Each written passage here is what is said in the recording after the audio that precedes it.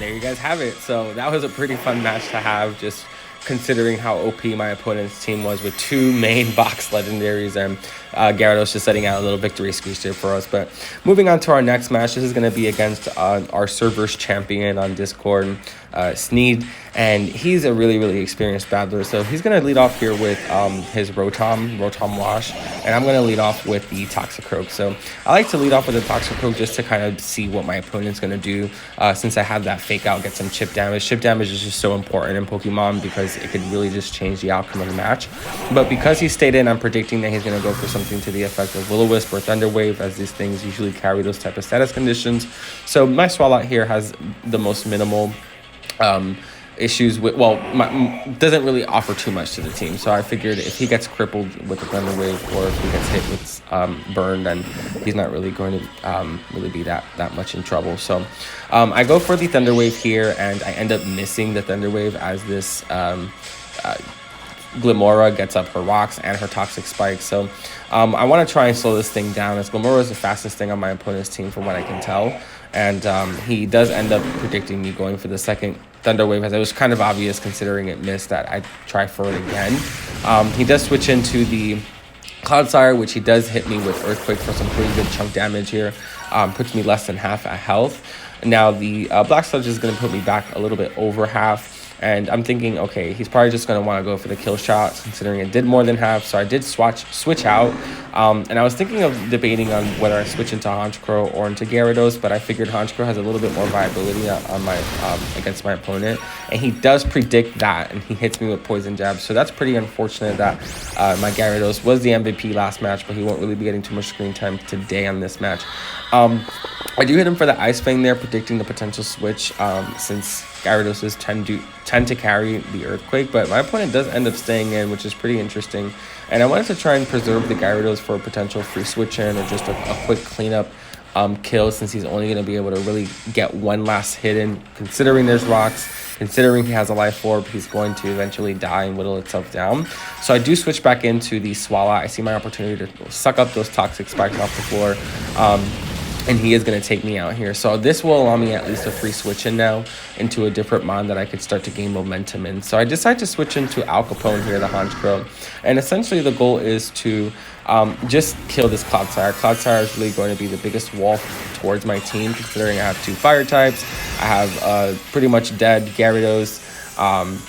And I have a Toxicroak in the back there who can pretty much get killed by an Earthquake in one shot. So I'm going to want to go ahead and just Terastallize here, get as much damage off as possible on this Clodsire. It's pretty bulky, so I don't think that I would have been able to do this much damage. And he has Black Sludge on top of all of that. And I do believe Clodsire usually carry the Recover, so I really needed to just get as much damage off as possible. And then he's going to switch back into the Glimmora here on this next turn. So typically I've battled the champion of the server before, and I know that he loves to set up. So I'm predicting that this Glimmora is going to start using screens, which is exactly what we see here. And that's why I go for the Tailwind, as I know that I can outspeed the Glimmora, but with Tailwind, with doubling my speed for 4 turns, I know that I can get that up and then go ahead and go for the Night Slash, which puts it in range for pretty much anything to pick it off. So that's great. I still have the Toxicroak in the back, so I can suck up those spikes. So that won't really be a problem with the poison. As long as I have 1 poison Pokemon, then I'm pretty much good.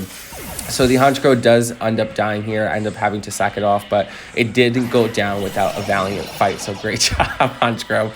So I do switch into my Toxicroak here, and Toxicroak is pretty much going to try and just clean up here. And kill this Glimmora so that it doesn't get any screens up. I predict that the Glimmora will probably want to switch out to try to get those screens up later in the match. And I didn't go for the fake out, which again, Dream Punch would have killed it anyway. So the safest bet would have been Dream Punch. And I'm glad that the Dunsparce came in, as this is a pretty bulky mon. So the Dunsparce does come in, and I know the Dunsparce is not really one that can OHKO anyone without setting up. So I am going to go ahead and hit a Nasty Plot here, just hoping that I can at least survive 1 hit, which I do, but I unfortunately got unlucky and get paralyzed. So that's absolutely fine though, because at least I can still go ahead and get that Nasty Plot Flamethrower off and get that the Dunsparce in range. So 2 of his mons are pretty much dead at this point, being Glimmora and this the Dunsparce. So I do see the opportunity now to switch into my Lysandre, as his last 2 mons after these will be Vaporeon and Flareon. So I am going to be able to hit Trailblaze since it's in range. Even though Lysandre is not a physical attacker, I want to get that speed boost.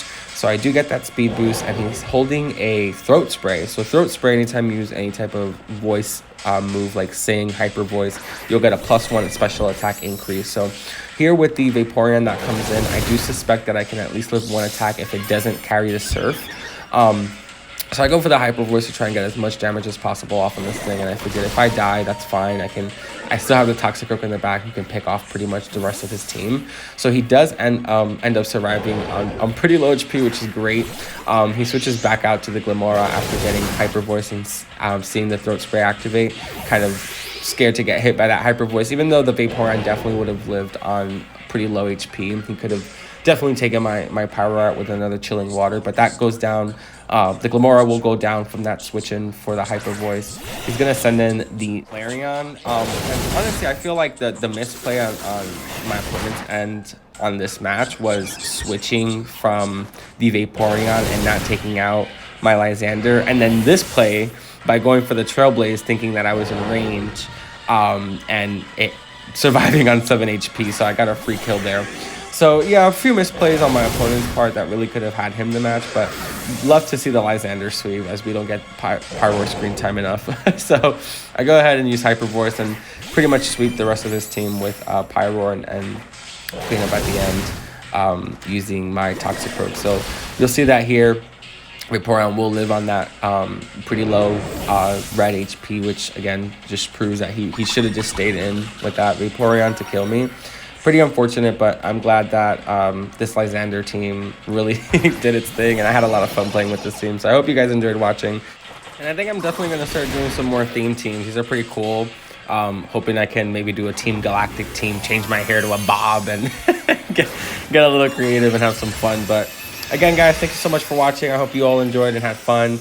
I know I did, and with Pokemon Stadium just releasing, I'm definitely going to be putting out some more content with Pokemon Stadium and maybe going through the trainer tower or castle, whatever it's called. I forgot the name. But anyway, I'll see you guys later, and yeah, see ya. Bye.